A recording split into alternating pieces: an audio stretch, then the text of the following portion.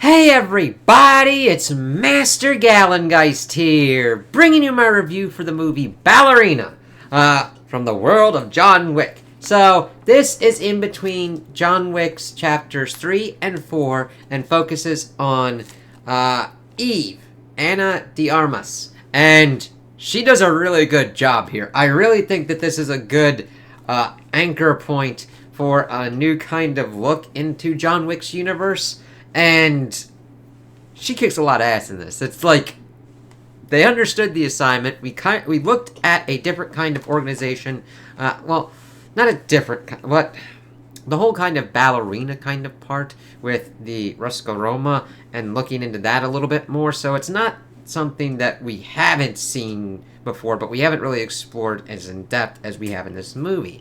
And I like how it builds on to different kind of like factions and everything that are going on here, and kind of really setting her up to have her own kind of part in this franchise. Almost kind of like expanding the MCU, but actually creating like a character and kind of going forward on it, rather than bringing in ones that are come from the source material of the comics. So we start off and we see her as a little girl, so we actually go even further back. And we see her with her father. Well, we see her kind of dancing with him as well. And that she's for this whole kind of ballerina thing. And that she evidently had a sister. That becomes important later on. We don't know where the mother is. And he's evidently going on stuff. We see that he's got Rusko Roma kind of tattoos and everything. And then we get this crazy-ass action scene as he's trying to protect her. And we get introduced to this Chancellor dude being like, listen, and giving us pretty much the exposition in as organic a way as possible. I could see how people would be like, you're kind of plot dumping here and kind of showing us for like later on, but it's at least better than just completely monologuing as we see him kind of utilizing his skills. And this is kind of back to what I would say is kind of better John Wick movie kind of action, like construction for their action scenes. They're kind of minimalistic. Well, not minimalistic to a complete extent. I mean, we get a flamethrower fight in towards the end of this fucking thing, which is pretty fucking awesome. But not as much things, not as many things are going on, and it's not as set piece kind of driven. We get certain kind of things where they want the set pieces, but it's fewer than going on in the kind of like bloated stuff that was kind of going on in the fourth one. Yeah, I also even looked at the deleted and extended scenes ones. It was like, okay, thank God they condensed down certain action scenes in this, because I think they did a really good job with it, because it's like 125 minutes, 2 hours and 5 minutes, and it goes at a nice clip. So we see this kind of going on. We see him kind of just taking these guys out, but still getting wounded. I really like this universe for that kind of effect of Javier gets wounded, Eve gets wounded, John Wick gets kind of fucked up because he's integral into this, and other people get injured. It's kind of like the John McClane kind of thing. You see people kicking ass, but I mean, they still get their ass kicked too, and it's like, holy fucking shit. And they still keep going. That creates a power there. John McClane, Indiana Jones, continuing to persevere on those kind of things. And we see that he's pretty much giving, we see this Chancellor is pretty much saying that they Javier stole something from them, which evidently was kind of like the mother of Eve and the sister, and that she paid the price for it. She was killed, and they're looking for the daughter now, and he's got the choice to either use the bullet to kill him, and then they all get killed, or he kills himself, and Eve continues being kind of free. But Eve's like, no, fuck this shit, yelling out from behind this place that he put her, and he just kind of starts taking all these people out, but his wounds overcome him, and as they're attempting to escape, he dies. And then we see that she's got her ballerina figure, and it's just bloody sitting in this kind of police station before Winston kind of pops up and is like, listen, I'm going to try and give you the truth. I can kind of take you to a place to kind of like get help, but it's kind of up to you. You've been through and seen through a lot of shit. Do you want to come with me to this place, potentially? And then takes her off to meet the director, Angelica Houston. And let me see. Yes, Houston. pretty much trying to get a beat for her, understanding that she's got rage from everything that has gone on, and kind of linking her up and kind of getting into her head a little bit mentally. I mean, not to a gigantic extent, but kind of understanding what kind of makes her tick and drives her. And Nogi, who kind of seems to be a kind of Chiron kind of, like the concierge, to Angelica Houston's kind of character. She trains the ballerinas, bringing up to Eve what they kind of are. Winston leaving one of the gold coins with her, and her talking about the kind of mythology behind the ballerinas that they use, the Kikimora. Now, if you're into the Witcher series, this is going into kind of the mythological kind of like monsters, and it's like, oh shit, Geralt taking down a Kikimora. This is kind of to differentiate it from the Baba Yaga. She kind of brings that up, like the boogeyman. It's like, no, the Kikimora does punish and do vengeance, but also protects people. Trying to give us a kind of differentiator here from just an assassin kind of thing, where these ballerinas work to also protect people as well, which introduces some wrinkles and a little bit of a different kind of fight sequence later on. So we see her training herself for 12 years, dancing and doing everything for the ballerina. We see her kind of linked up with this Tatiana chick. She's like, I just really don't feel it. And she, of course, leaves later on, and we see that she has pursued and become an actual ballerina. We see that she also talks to John Wick at a certain point where John Wick's like, listen, the door's open, get out. And she's like, why haven't you gotten out? He's like, I'm working on it. As she starts getting her first kind of assignments. And the first action sequence, she is to protect this person from getting kind of pretty much kidnapped for ransom. This is another kind of club beat kind of sequence. We see that she is given orders to kind of stay back, but also given rubber bullets as well. So working under those frames of reference, it's like, okay. We've also seen that she has been brought up by Nogi to fight to her strengths, telling her to fight like a girl, but it also works into other kind of realms as well. You fight to your strengths. You don't go after someone that is bigger than you and try and match strength for strength. You find their weak spots and you take them out with the strength that you need. Smart fighters do that. Brutes who try and overpower anybody or any kind of boulder that they have in their way usually end up breaking themselves before breaking their opponent, be it an actual kind of opponent or an obstacle in their way. And it's cool to kind of see her create her own kind of style of fighting, because she fights different than John Wick, because she is different than John Wick. She might be put in similar situations, but she has to do different kind of things, which they do build their kind of set pieces around, because we see her fighting in a dress here, which John Wick hasn't yet. Good, but I mean, it would completely kind of change his style. Which, by the way, I hope that she gets kind of like a tactical kind of thing, like his suits and everything like that, because that shit's just badass. And if you're in an assassin world like this, okay. So she's kind of like booking around, and they're kind of laughing at her or whatnot a little bit. In the extended scene, we also see that like this one dude was like working with her, because they're training up guys and girls at the same time. But I'm glad that it was cut out of this one to just showcase who Eve is and how she kind of handles this, as we see her kind of like doing her first kind of assignment and really taking them out, doing crotch shots and shit with her like rubber bullets and everything, and just like really kicking ass, but still also being like, there's a lot of people here, and the amount of damage she can take versus someone else is different. How she could push through. We have seen that she's able to do that because she was dancing and showcasing off for the director, and her feet were bloody and fucked up. It's like, god damn, she will fucking do what she needs to do. And before getting down to the part where she's pretty much like beat the shit out of the dude that was taking the woman, and getting to her and be like, listen, we're good, work with me here, we're alright. Let's see. Then, 2 months later, we see that she's pretty much taken out this dude, and she gets $750,000 for it. It's like, oh, okay, that seems pretty reasonable, taking out this one kind of dude. That sounds like good kind of money. As we're then walking through and seeing how many people she had to fucking take ass out with, and also retrieving her knives. It's a small kind of character thing, and she doesn't talk much for it, but it's like she will use what she needs to, and she does not waste shit.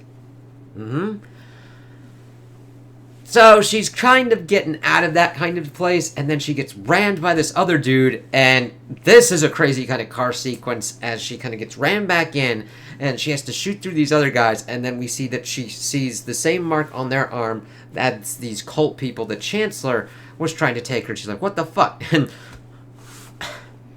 I'm watching the movie, and I'm like, okay, she's got a camera phone. Why didn't she just take a picture of this? Because she severs the fucking arm and takes it to the director and be like, hey, you want to kind of explain this to me? And then this kind of gets down that evidently there's two tribes, the Ruskaroma, and these motherfuckers. They do not fuck with each other. They got a truce.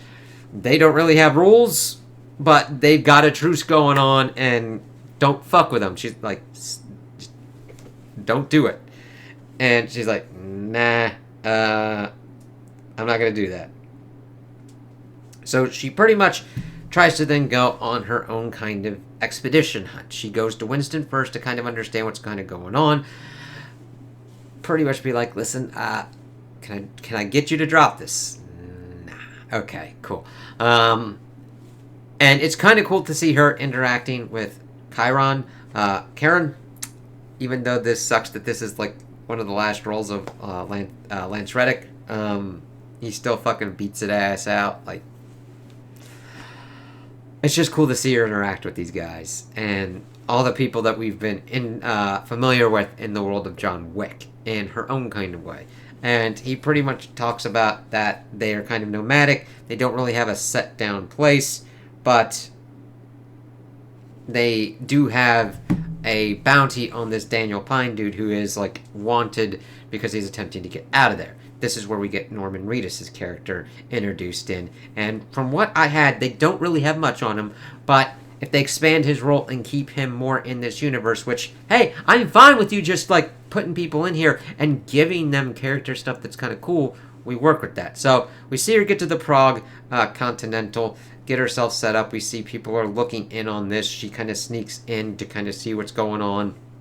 We see it's a very similar situation to Eve's that she had in the beginning of the movie, where Reedus is trying to get away, Daniel Pine is trying to get away with his daughter.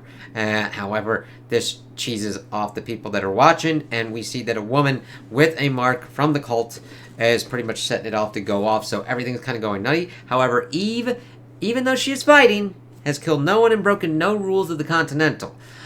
We see this important because there's a bounty on Daniel Pine, and we see these people kind of going for his ass, but as it's kind of like setting down, we see that Daniel is shot and that the daughter is taken away.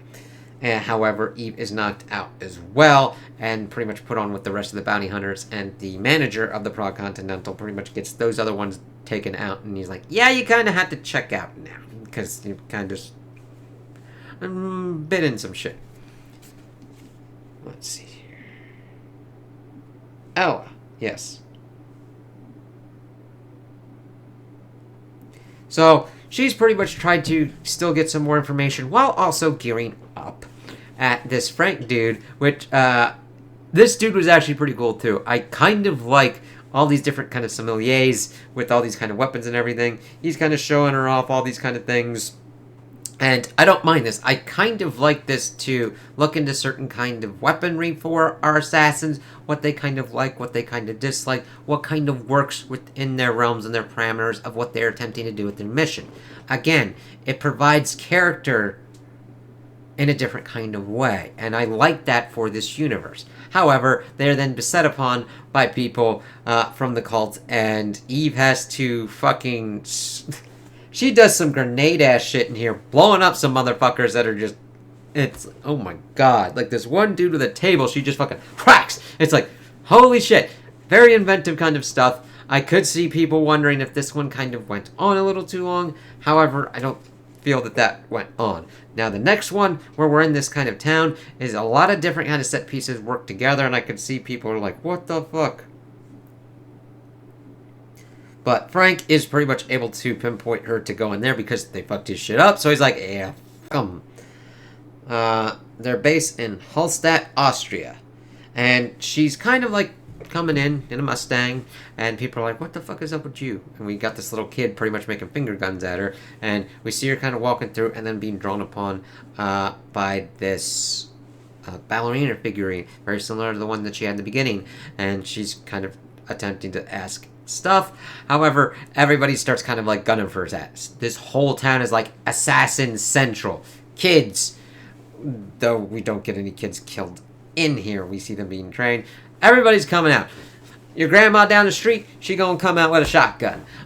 Nanny down the way, gonna come out with like grenade launchers and shit. By the way, also in the beginning, we did see when they were going for Eve, the cult utilizing crossbows, which was pretty interesting. And also, they took out this one guard and just fucking like filled his ass with arrows. It's like, fuck you, goddamn. Sorry, I just like to, again, how the weaponry is different and how it kind of informs the characters. And she is just attempting to, like, she doesn't even know what's kind of going on here, but is like, shit, doing her best, like, taking out, like, this woman she thought was going to be kind of okay and not a complete asshole, but then she starts gunning for her, locks her in the fucking freezer. Police and these crazy people, well, I say police, but this isn't a town of assassins, so it's more just assassin cosplaying a police officer who wouldn't be doing anything remotely probably close to being a police officer. It's just all kind of cosplay.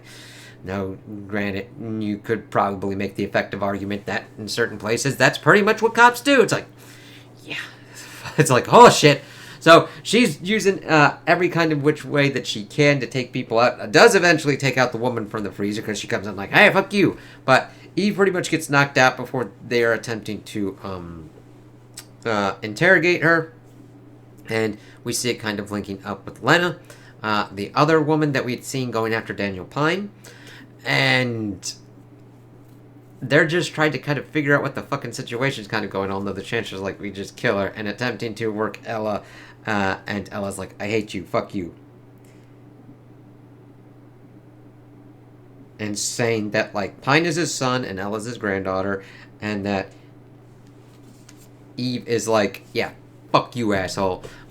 You did this shit to my... I was like, what? And then, of course, we see that Lena is the sister, and that they have a kind of nice little moment before this town is beset upon, and set upon them, and the Chancellor's like, fuck him, kill him, and this is where Lena's killed, and Eve tries to figure out what's going on, and kind of getting through. We see that the Chancellor gets in contact with the director, pretty much like, you've declared war on us, and she's like, I didn't, she is not acting on my orders or anything, disavowed kind of shit, and she's like, listen, let me try and fix this. And of course, this lines up with John Wick, where I'm taking up a little bit of pop stop to supposedly take Eve out, to pretty much continue going on his journey at this point. It's like, alright, fuck.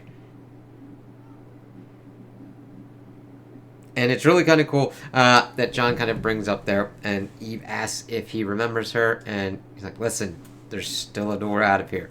And I like this about John. He doesn't immediately see her as a problem that he needs to kill. He keeps giving her the choice, and they have a pretty good fight sequence. You can tell that, like, John Wick could, if he wanted to, pretty much kill her ass outright. She is attempting to pretty much fight for her life. He is attempting to stop her and, like, get through to her and be like, listen, walk out of here. Get out of this life.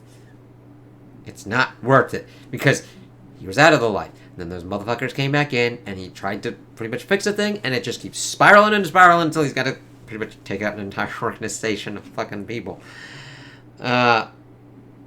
Let's see. But Eve wants her vengeance. And John's like, alright, it's like 11:32.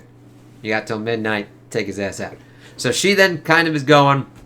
It's pretty close to the time, but we get some other kind of fight sequences. Again, a flamethrower on flamethrower battle, which is amazing how they were able to do it, because that would probably be the hardest kind of thing to do and control, and to make sure that nobody got severely injured. And it's done crazy well. She's got a fucking flame retardant outfit on. she knows what she's fucking doing, and then fights this other dude, takes out and loses the flamethrower at a certain point, and then fights him and blasts his ass with a fucking water hose. John kind of helps her ass out with a sniper rifle as it's kind of getting closer. We see the Chancellor is attempting to escape with Ella, and the thing is, they were like, alright, let John Wick do his thing first. Of course, Ella starts killing other people. It's like, fuck it, John Wick ain't doing shit. Kill her ass. Get for her.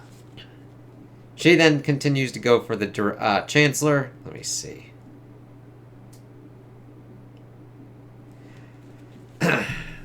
So she's able to blast through with it. He's like, fuck you, just screw this shit. And then she kills his ass and takes Ella and is like, oh, alright. And John informs the director that he is dead. She's like, alright, fine, that'll work. And we see that Daniel Pine actually did survive and is reunited with his daughter, which is very nice.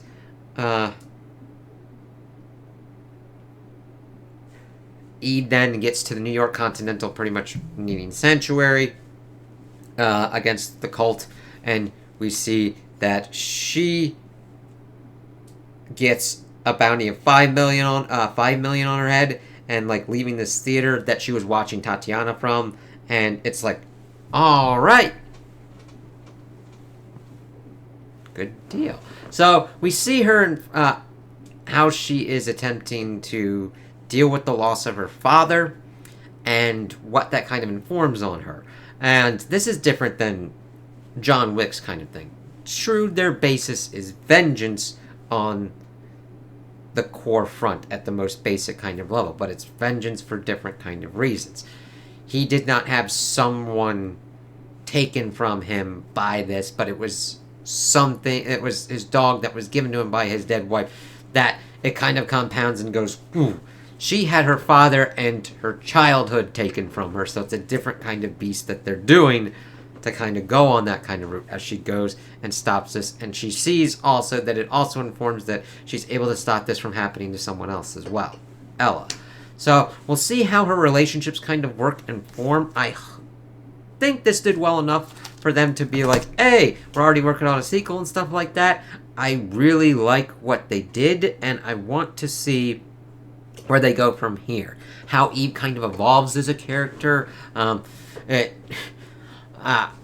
took us till like chapter 2 of John Wick to escalate to the kind of bounty kind of realm, but we'll see how this kind of escalates for Eve. If the Ruskaroma go for it, as well as the cult, if they decide to form an alliance to do this, or if the Ruskaroma's like, you know what, we'll kind of try and take this rival cult out and see what kind of happens. There's a lot of different routes and avenues, while also having John Wick's main series as well, as we'll see what kind of happens there. But this, I think that they have a lot of good potential with this kind of thing. I attempted to watch the Continental series that was like on Peacock or whatnot, but that's more like Peacock is like, what the fuck? And it was just a kind of weird kind of one. So I hope that they kind of continue more along this route, potentially deciding to build the world a little bit more and explore it a little bit more with certain kind of characters linked to them, i.e. John Wick is like the top assassin. So it's like, okay, cool. That was our end of this world. Then we get into the Ruskaroma and the Ballerina specifically with Eve.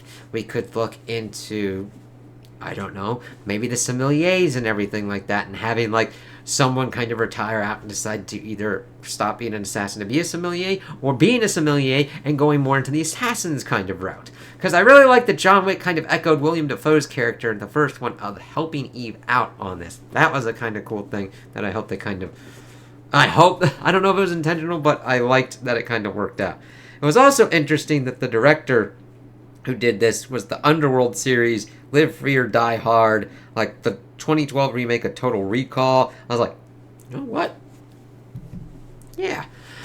So, I would recommend this for fans of John Wick and action fans in general. The action is nice. I don't think that there's really any kind of dead spots. The set pieces don't take over completely, but the action informs the characters, who they are, and what they do, and their motivations. That's an important bit for action.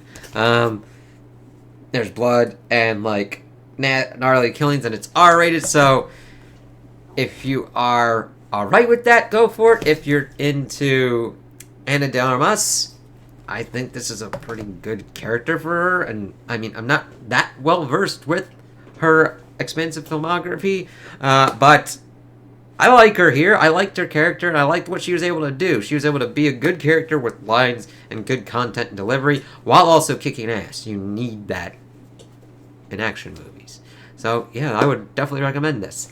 So, those are my opinions on the movie. Tell me what you guys think in the comments below. If you liked it, if you didn't like it, if you agree with me, if you disagree with me. Also, like and subscribe, and I hope you have a good day.